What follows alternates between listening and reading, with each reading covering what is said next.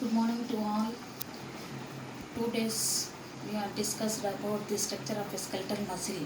Today we are going to learn about the mechanism of a muscle contraction.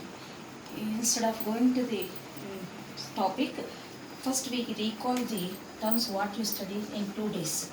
That is muscle bundles, next muscle fibers.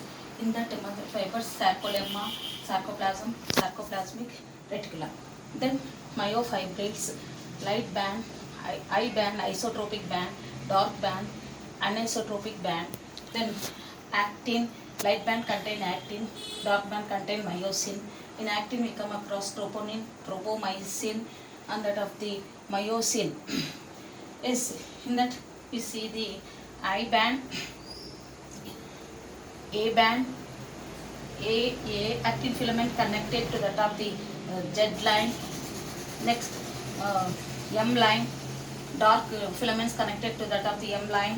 Where there is no actin filament is called as an H zone. The zone between the two Z lines is called as an sarcomere. It is the functional unit of muscle contraction.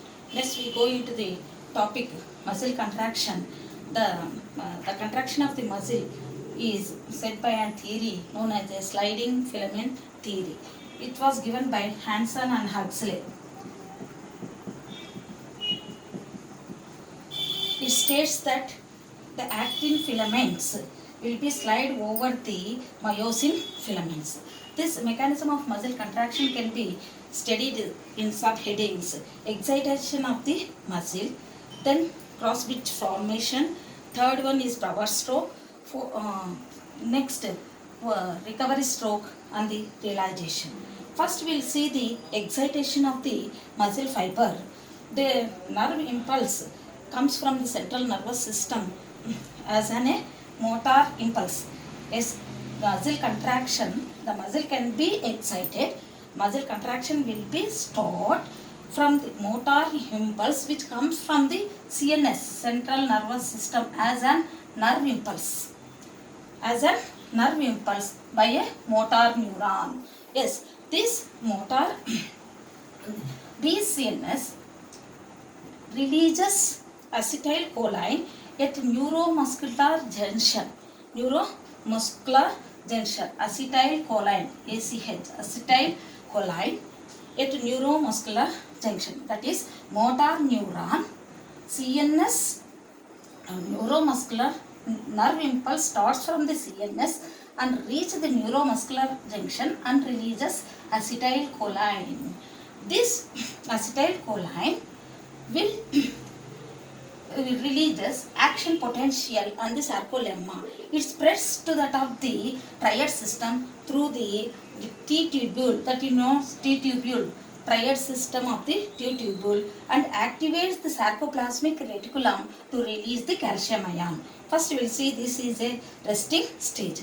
In the second stage, if the calcium ions are released, second step, cross bridge formation takes place. Calcium will get attached to that of the TNC. When the calcium levels in the sarcoplasm increases, the calcium binds with that of the troponin C, so that troponin and tropomyosin are pulled away.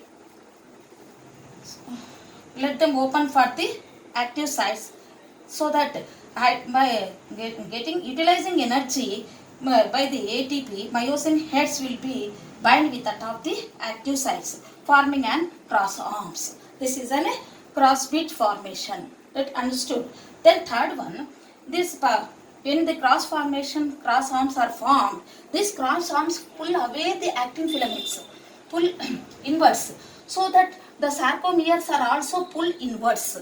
Actin filaments and the sarcomere place are also pulled inwards, so that there will be, the muscle will be shortened and the sarcomere reduced. It makes muscle contract. Here you have to remember, the muscle filament myofibril is not shortened. The zone, the I band, see here, the I band is reduced, the sarcomere is reduced, and the muscle makes contraction. Then we will go to the recovery stroke. The myosin comes to the active position. released. The actin, the myosin head will be released, and they comes to an original portion by an releasing ADP. The new ATP is formed at the head of the myosin to break down the cross bridge. Another new ATP will be hydrolyzed in the myosin heads to form again the cross bridges, to form the cross arms. It will be repeated. Then we will come to the release of relaxation state. Here, the motor impulse will be stopped. The calcium ions go back, stopped. The release of calcium will be stopped. Troponin, tropomyosin bind with active sites.